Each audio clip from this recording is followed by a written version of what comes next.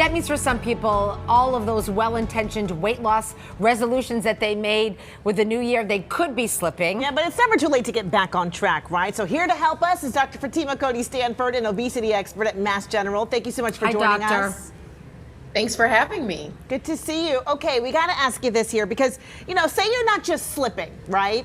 Say your resolutions are pretty much a thing of the past at this point. What's the best way to do a restart? Well, first, give yourself some grace. It's important to recognize that you're human and we're all human, which means that we all may have some slip-ups. I think that's really the most important, I think I can tell you about all of this. And so just pick yourself up, dust yourself off, and recognize that you can get back on the wagon and get back into gear. I think this is what we all do.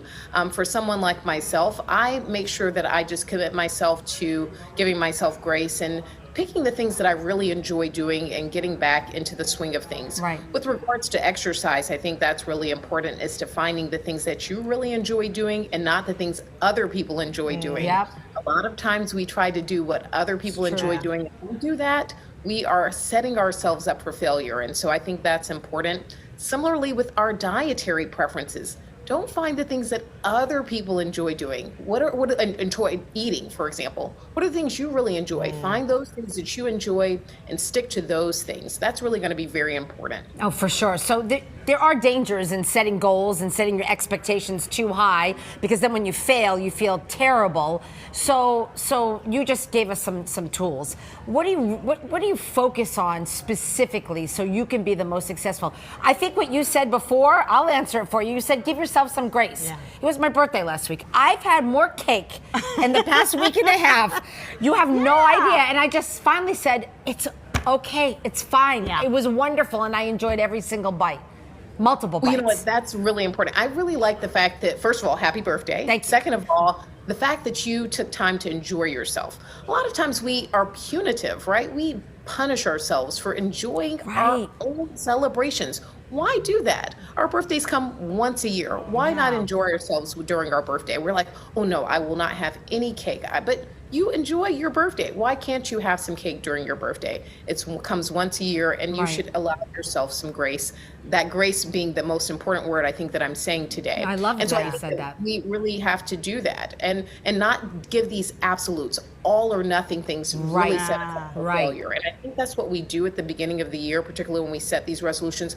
I will never eat this or that. I will always do this exercise. I will do X number of minutes. And when we slip and fall, when we don't meet these very strict criteria, then we feel like because we didn't do whatever these criteria, these really strict criteria we set ourselves up for, it's an all or nothing approach. And that is a recipe for disaster. Yeah, that's damaging. Yeah, never and always are tricky words. We all have, different traps that can trip us up. Maybe it's French fries or the candy bowl at the coworker's office. Well, I knew there's Reese's in there. I mean, it's calling my name, Maria. She loves the Reese's. What's your best advice to avoid those pitfalls?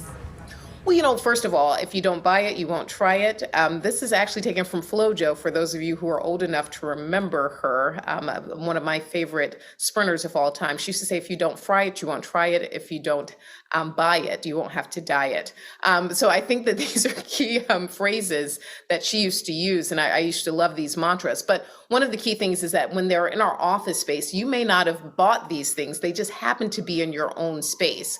But if you are thinking about these things that you know are triggers for yourself, really try to avoid these things that you know to be your triggers. One of the things you said were Reese's. If you know that Reese's are your triggers, avoid the Reese's. Or doctor, how about one? Moderation, right? But one can be setting yourself up for three or four. You're right. You're right. There are some people. So, for example, I love to bring up my husband when I give interviews because he has been with me for what will be 30 years very soon.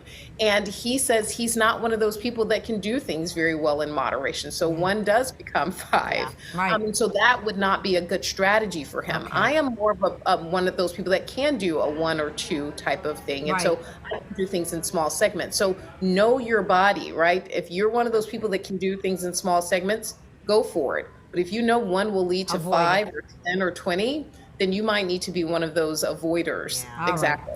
Dr. Yeah. Stanford, we could talk to you all day. No, you're great. You're Thank you so terrific. much. We enjoyed it, and you have a wonderful day and stay well. Absolutely. You also.